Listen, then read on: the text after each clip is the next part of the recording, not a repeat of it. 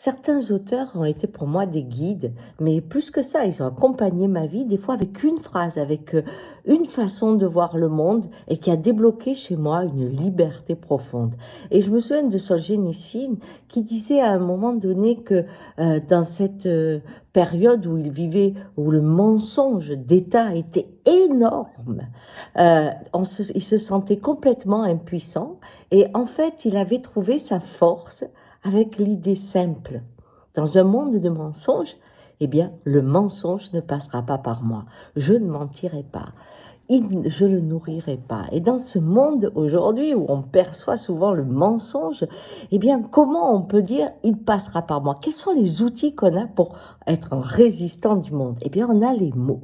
Voyez-vous, quand je dis, par exemple, les pays en voie de développement, et j'ai regardé documentaire sur Madagascar, sur Arte, ça m'a vraiment effrayé.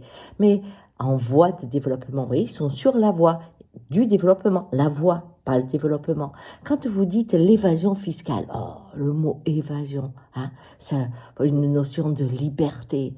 Hein, il y a presque du romanesque dans évasion fiscale. Mais allons plus loin encore, les paradis fiscaux. Franchement, les paradis, c'est top quand on est dans l'imaginaire. Hein. Maintenant, mettons la source de ces mots. Les paradis fiscaux, c'est l'enfer du monde, puisque c'est là où le faire, le pouvoir de l'argent régit l'ensemble de l'humanité. Donc, l'enfer du monde.